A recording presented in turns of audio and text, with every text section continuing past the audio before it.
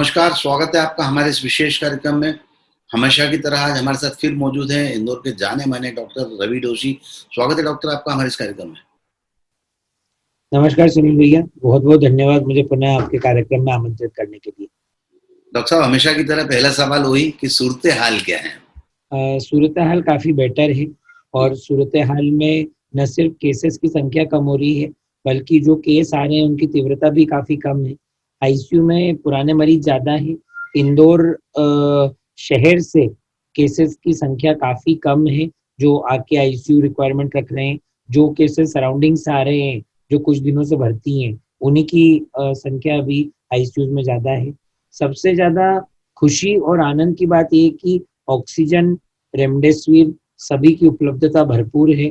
मरीज को जहाँ भर्ती चाहिए उसके मनचाहे हॉस्पिटल में पलंग भरपूर है। तो वो जो 1 महीने पहले की एक कसक उठा करती थी मरीज को भर्ती बोलने में, अब वो काफ़ी हद तक रिलीज़ हो गई है सर। आपकी बातों से काफ़ी साहस और बल मिल रहा है, खुशी भी मिल रही है। लेकिन एक सवाल मेरे ज़हन में फिर भी उठ रहा है कि मैं आपसे इस समय बात कर रहा हूँ, 11:15 के लगभग बज चुकी है। आपकी व्यस्तता तो वैसे ही बनी हुई है। आज सर अब मैं क्या बोलूँ सर, देखिए अलग-अलग जगह बतौर ओपिनियन बुलाया जाता है। कॉम्प्लिकेटेड केसेस कम नहीं हुए हैं। जो संख्या अभी बढ़ी है मरीजों की वो पोस्ट कोविड यानी कोविड के बाद होने वाले जो कॉम्प्लिकेशंस हैं, वो काफ़ी देखने में आ रहे हैं। ब्लैक फंगस की जो महामारी है, वो बड़े विचित्र और नए-नए रूपों में सामने आ रही है। यानी कि मतलब वो अक्सर लोग उसको जोड़ते हैं नाक, कान और गले से, अपने मस्तिष्क से। पर अभी हम जो दूरबीन की जांच करते हैं उससे अब हमको फेफड़े के अंदर भी ब्लैक फंगस मिलने लग गया। तो ये कुछ नई नई चीजें हैं। पानी जो भर जाता है अक्सर, जैसे जो कॉमनली टीबी में देखा जाता था, वो आप मानेंगे नहीं, पर टीबी वो उस पानी में भी हमको फंगस मिलना चालू हो गया।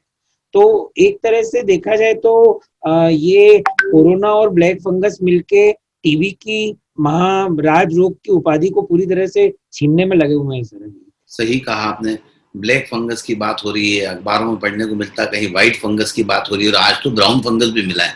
तो तमाम सारे फंगस हैं और आपने आज चौंकाने वाली जानकारी दी है कि फंगस जो है मस्तिष्क, नाक, कान या गले तक ही सीमित नहीं रहा है। अब वो फेफड़ों तक भी पहुंच गया है। तो निश्चित तौर पर चिंता की बात है। फेफड़ों तक पहुंचना फंगस का नुकसानदायक है। क्योंकि इसमें क्या है, ये जो जो कुछ मरीज हमको मिले हैं जिसमें ये पाया गया है, ये वो सारे मरीज थे जो ठीक होके घर जाने की कगार पे थे और उनमें एकाएक बुखार आ गया, उनमें एकाएक कुछ सीटी स्कैन में बदलाव आ गए, जिसके लिए जब पुनः आकलन किया गया, दूरबीन के द्वारा फेफड़े से कफ निकाला गया स्पेसिफिक उस पॉइंट से, तब जाके हमको ब्लैक फंगस वाला फंगस मिला। तो ये थोड़ा सा निश्चित रूप से एक चौंकाने वाला तथ्य है, पर इसने हमको ये रोशनी भी डाली है कि हम अभी तक इस पहलू के ऊपर ध्यान कम दे रहे थे, जो सुधरते केसेस बिगड़ क्यों रहे थे। तो उनका एक कारण हमको मिला है और इसमें भी अगर हम फंगल ट्रीटमेंट अर्ली वे में चालू करेंगे तो शायद हमको इसमें भी पॉजिटिव रिजल्ट मिलने की उम्मीद है। डॉक्टर जोशी की विशेषता यही है कि हर चीज में पॉजिटिविटी ढूंढते हैं। जैसा इन्होंने कहा कि अब हमको इस फंगस के बाद से पता लगना चालू हुआ है, हमें डिटेक्ट करने में आसानी हो रही है कि अब जो अर्ली केसेस, जो केसेस जिनमें अचानक मौत होती थी, उसके पीछे कारण क्या है। तो निश्चित तौर पर इस तरह से ढूंढा जा रहा है, जिसकी वजह से रोज जो नए कॉम्प्लिकेशन आ रहे हैं उसको ट्रीट किया जा रहा है। कहीं ना कहीं निश्चित तौर पर आगे आने वाले समय के अच्छे संकेत हैं। डॉक्टर, कोरोना के पेशेंट्स कम हो गए, क्या ब्लैक फंगस के पेशेंट भी आने वाले समय में कम होंगे? सुनिश्चित रूप से, बल्कि वो दौर चालू हो चुका है।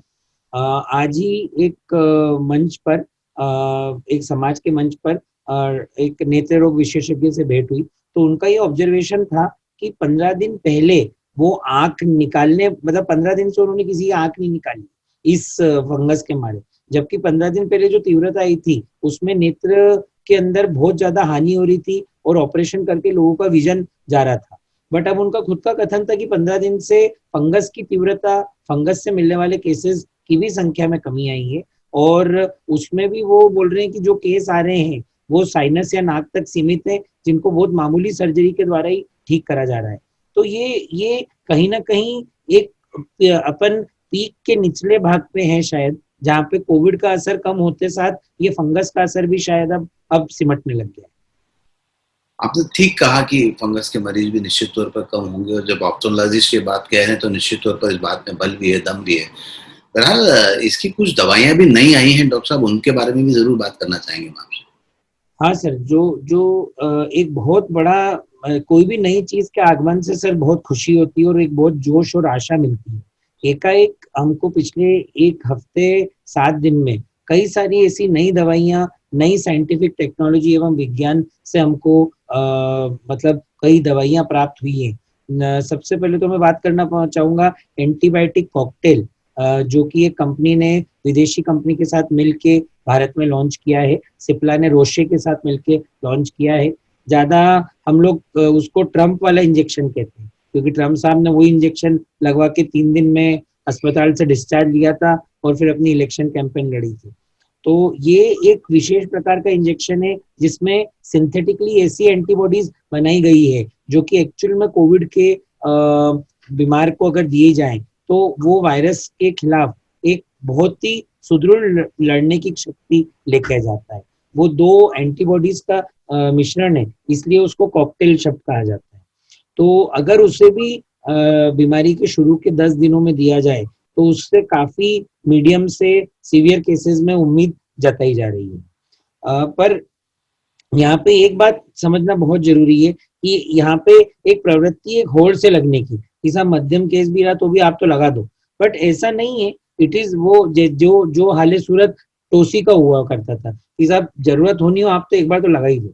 तो वो it is not that simple. इसके भी अपने ग्रुप ऑफ पेशेंट है, इसके भी अपने इंडिकेशन है जहाँ पे अगर इसको वापरा जाए तो अच्छे रिजल्ट मिलेंगे। इसके अलावा जो सबसे बहु प्रतीक्षित चीज जो हमारे खुद के भारतीय वैज्ञानिकों की देन है, जो उन्होंने रीमॉडलिंग करी है एक कैंसर ड्रग की, जिसे कहते हैं 2DG, जो 2 डीऑक्सी है, जो पाउडर DRDO ने निर्मित किया है। और मूल रूप से तो एक कैंसर में प्रयोग आने वाला पाउडर है, पर इसको कोविड के इन्फेक्शन में यूज किया जा रहा है।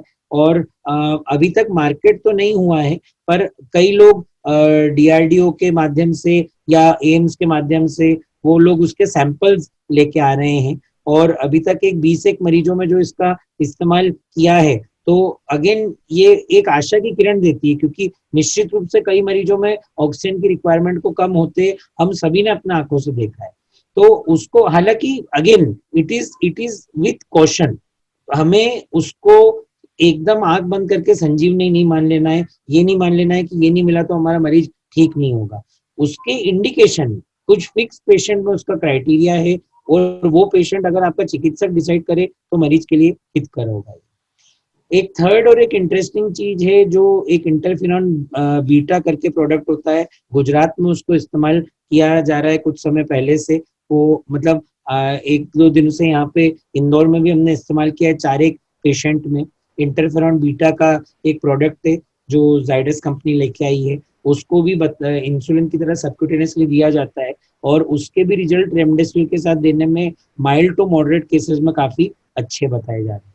तो ये 2-3 चीजें आई हैं, और इसके अलावा मेरे व्हाट्सएप पे कुछ 50-60 नए तरह के घरेलू नुस्खे भी आए हैं, पर मैं इन 3 दवाइयों की बात करूंगा इस पर। व्हाट्सएप एक ऐसी यूनिवर्सिटी है जहां पर हर 15 मिनट में एक नई ज्ञान की बात आती है, और कई बार इसका इतना दुरुपयोग जितना हो रहा है उसका उतना सदुपयोग नहीं हो पा रहा है। इस बात से आप सहमत होंगे? जी सर, बट अच्छा है, आनंद आता है सर, पर आनंद जरूर आश्चर्य और दुख में बदल जाता है जब उस किसी भी एक अच्छी दी हुई एडवाइस की अति लेके जब कोई मरीज आता है तो उनको बोला जाए कि साहब लौंग खा लो तो गला साफ रहेगा, तो वो लौंग खा के ही सो जाते हैं, और जब उठते हैं तो सुबह पता चलता है कि लौंग तो अंदर सांस की नली में उतर गई। तो वो ये सब चीजें थोड़ी सी देखभाल के किया तो ज्यादा अच्छी रहती। सही बात है, सही बात है। सर ये 2-3 दवाइयां जो नई आई हैं, और आपने बिल्कुल सही कहा, मैंने जो जानकारी निकाली, आपने कहा कि भेड़ चाल चल जाती है, हर आदमी इसको लेने के लिए आगे पीछे घूमने लगता है। 20,000 में रेमडेसिविर, 35,000 में रेमडेसिविर, नकली रेमडेसिविर, और टोसी की खोज खबर। कई सारे लोग तो मैंने ऐसे देखे जो कह रहे हैं यार 2 रेमडेसिविर तो घर में रख ले ज्यादा अच्छा होगा, और टोसी एक मिल जाए तो घर में रख ले अच्छा होगा। अब उसकी शॉर्ट एक्सपायरी है, ये सब चीजें नहीं देखता आदमी, पर खरीदने में लग जाता है, ढूंढने में लग जाता है। निश्चित तौर पर मेरा दावा है कि इंदौर में भी कुछ लोग होंगे जिन्होंने ये DRDO वाला जो सेशे है वो खरीद के रख लिया होगा। हाँ सर, मतलब इंदौर तो वैसे ही पे मतलब जाना जाता है सर, कुछ इंदौर कुछ इंदौरियों की अलग अंदाज के लिए, तो ऐसे लोग रहेंगे जरूर। बट जरूरी बात यही है सर, जैसे रेमडेसिविर को लेके ही देखिए, WHO तो उसको मना करता है, उसके बिना 2 महीने तक हमने कैसे इलाज करके ऑलमोस्ट सेम सक्सेस परसेंटेज दिया। पर जब आप नगर निगम के वहाँ या कलेक्ट्रेट के वहाँ पे भीड़ का आलम देखते हो और लोगों की मायूसी और परेशानी देखते हैं, तो आश्चर्य होता है कि वो इस बात पे यकीन करने को तैयार क्यों। सही बात है। क्या क्या लगता है डॉक्टर साहब, जिस तरह से अभी स्थितियां सुधार पर है, पिछले इंटरव्यू में आपका वादा था 15 अगस्त का, उसके पहले 14 जनवरी का था। 14 जनवरी के तो हमारे सारे लोग गवाह हैं कि आपकी कही हुई बात सही साबित हुई है। इस बार के जो चल रहा है, इसको लगता है 15 अगस्त के पहले भी ये चीजें सिमट सकती हैं? सर सिमटने में समय तो लगेगा, क्योंकि अभी एकदम से केस आना बंद नहीं होंगे,